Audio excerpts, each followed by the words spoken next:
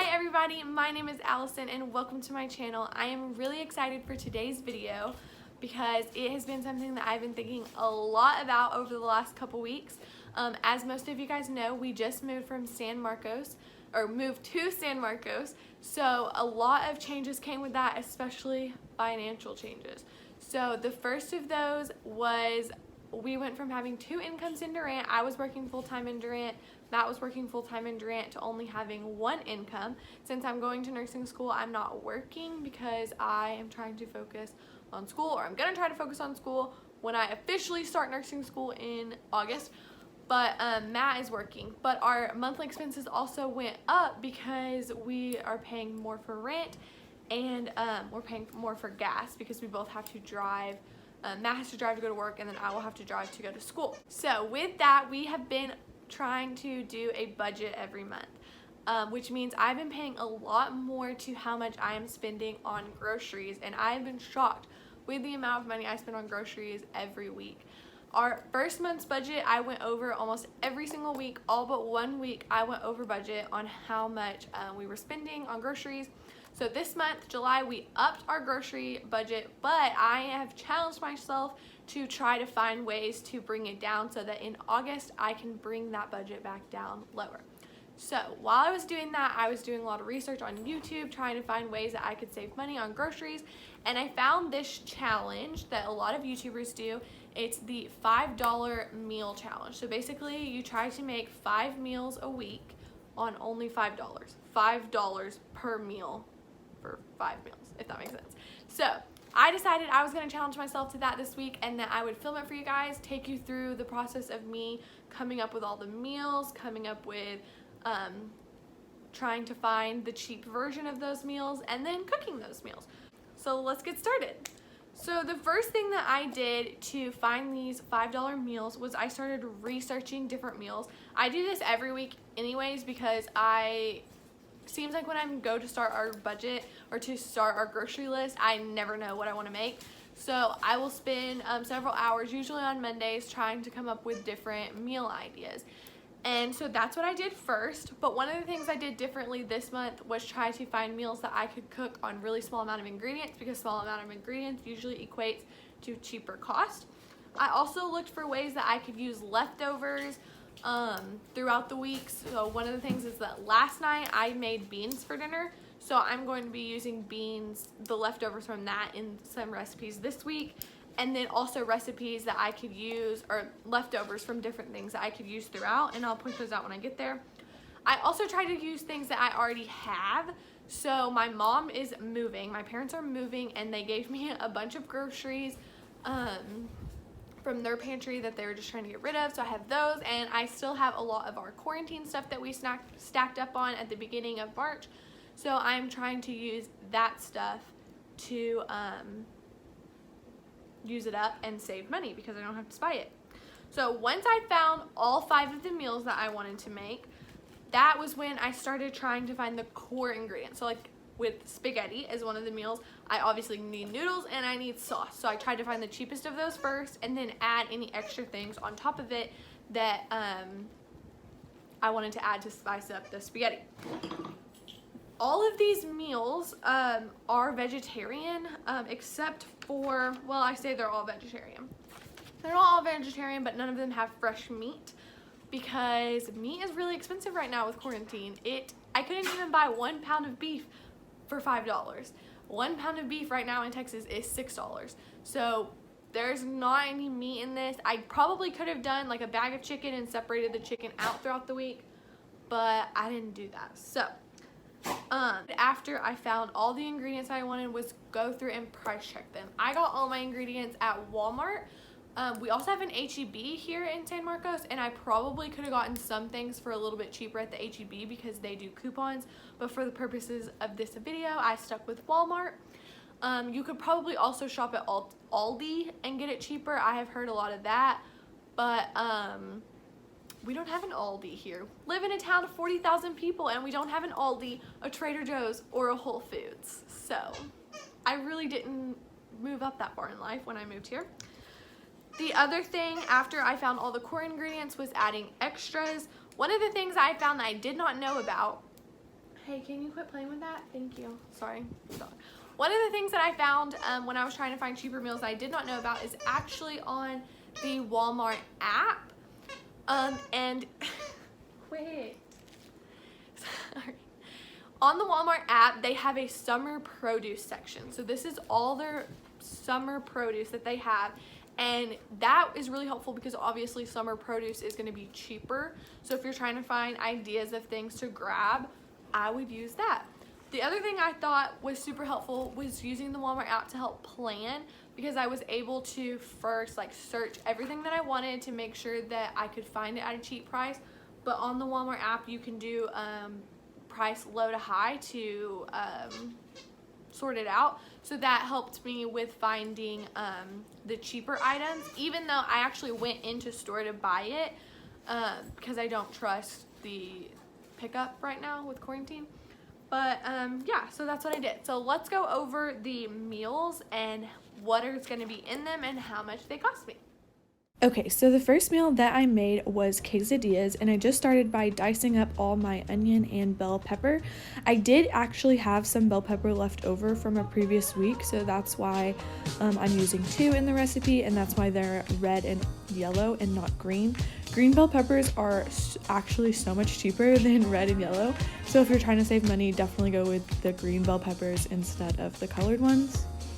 And so when cutting them, I just cut them in long strips so that they would go be like fajitas.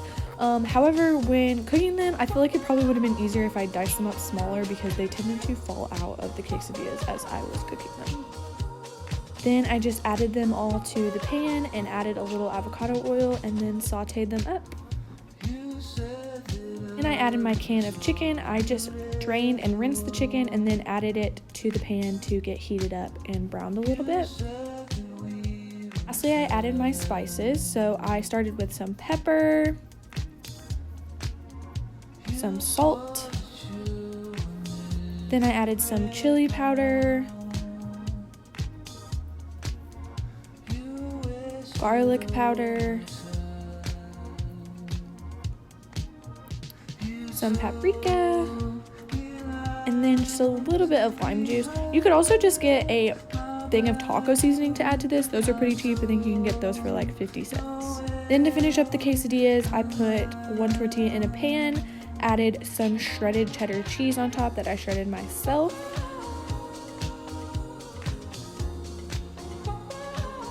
Then I added some of my mixture on top. Top that with just a little bit more cheese and a second tortilla.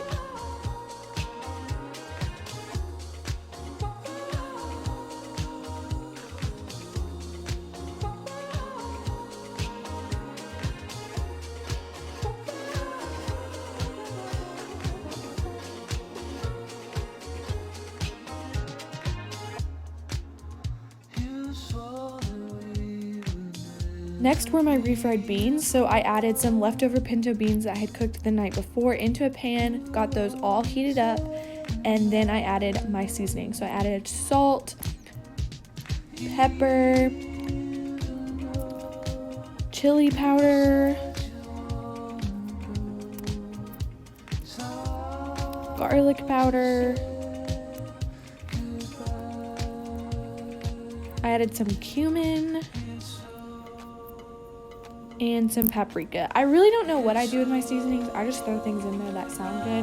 Lastly, I added some lime juice. Basically the same things that I put in my fajita mixture. I let those cook up for a little bit and kind of absorb the flavor of the seasonings, and then I used a potato masher to just mash them all up until they became more of like the refried beans texture.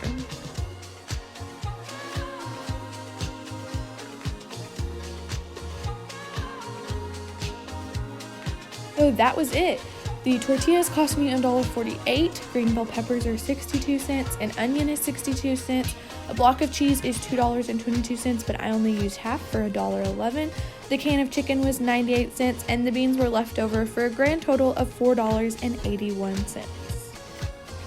So my next meal is breakfast for dinner, or Brenner as we called it growing up. So for this, I used a baking mix flour, and I used the instructions on the back to make biscuits. So this is me adding in the flour. and then adding in, I believe it was 2/3 a cup of milk, and then just stirring that until it became a good doughy consistency. I've made biscuits before, so I just kind of know what the dough is supposed to look like. I don't really know how to explain it, but you'll see when I get finished. So I ended up actually adding a little bit more milk. Then what you want to do is add some of your flour to the counter. I recommend using a piece of parchment paper under this because it was super messy to clean up. Then you're going to add your dough on top of that and start kneading it just until it gets to a thicker, kind of like this. You don't want to over knead it. Once I did that, I just flattened it out. I didn't have a roller, so I just had to use my hands to get it nice and flat. I was trying to make biscuits like my Meemaw, so I added some oil into my pan. And then I just used a mason jar to cut the biscuits out of the dough. Once you use up all of the dough that you have, you just roll it back up, roll it back out, and then cut it out some more. And then when you get to the end, when you really can't do it anymore, I just use my hands to form like some little biscuits and add those to the side.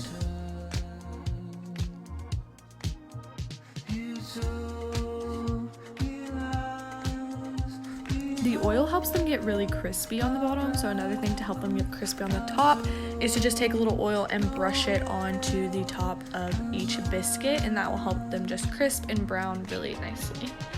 Then you're gonna bake them at 450 for 8 to 10 minutes, and they come out looking perfect. So next I made a scrambled egg, so I just cracked 6 eggs into a big bowl, added a little splash of milk, some salt, pepper, oh I got that backwards, it's fine, and a little bit of paprika, and then whisk that all together. I'm sure y'all know how to cook scrambled eggs. I just added them to a hot pan and kept stirring them until they were all cooked up.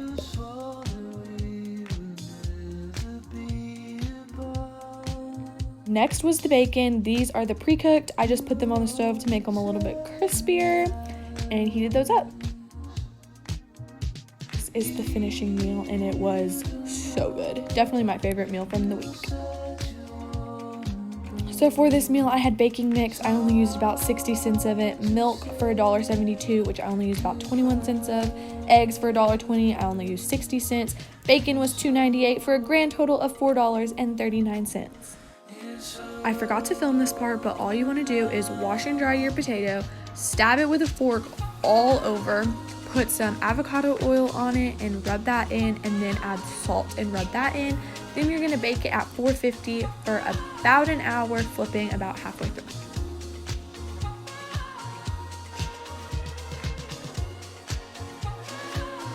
Then I just used a can of chili that I had on hand. It looked disgusting, but it tasted pretty good.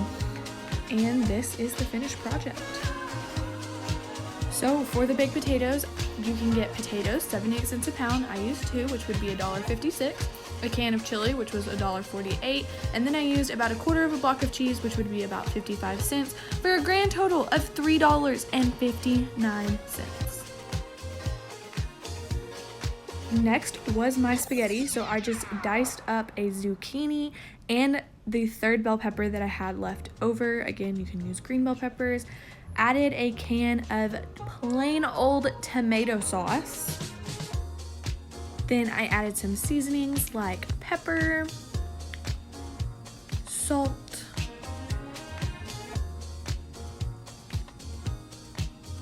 garlic powder, of course, like a ton of this, oregano leaves,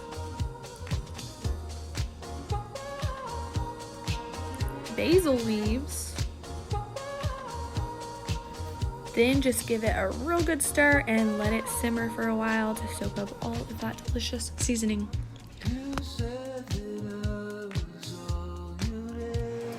Of course, while that was cooking, I cooked my pasta as usual. I have found a little trick of adding a little bit of avocado oil to your pasta when it's done cooking, just to keep it from sticking too much.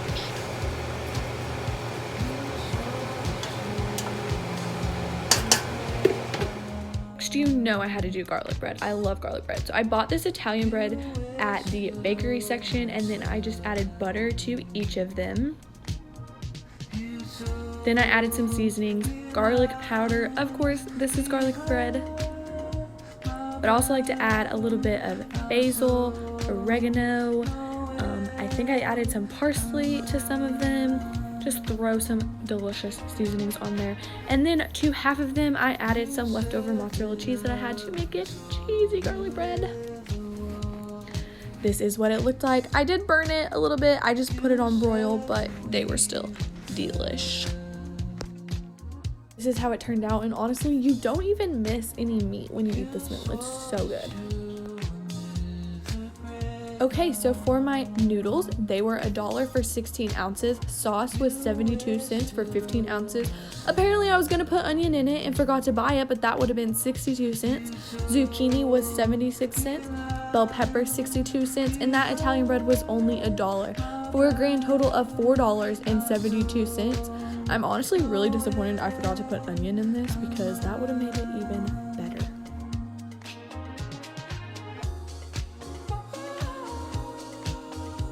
Okay, so now we have soup and grilled cheese. I used veggie stew and a baked potato soup. And for my grilled cheese, I just shredded up the rest of the cheese I had left, used the rest of that Italian bread, put some butter on it, some garlic powder on it. Trust me, that will up your game. And then I cooked it, and that's grilled cheese.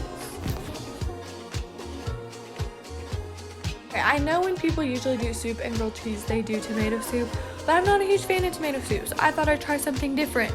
Big mistake. The beef and veggie stew was pretty good, but the baked potato soup was horrible. I took one bite of it and made myself another grilled cheese. Had I liked it though, the beef and veggie stew would have been $1.78, the baked potato soup would have been $1.78, my grilled cheese ingredients of bread and cheese would have been leftovers, and the entire meal would have cost me $3.56. And that's all I have for you guys. I hope you liked this video. If you did, go ahead and give me a thumbs up, hit that subscribe button for more, and I will see you guys next time.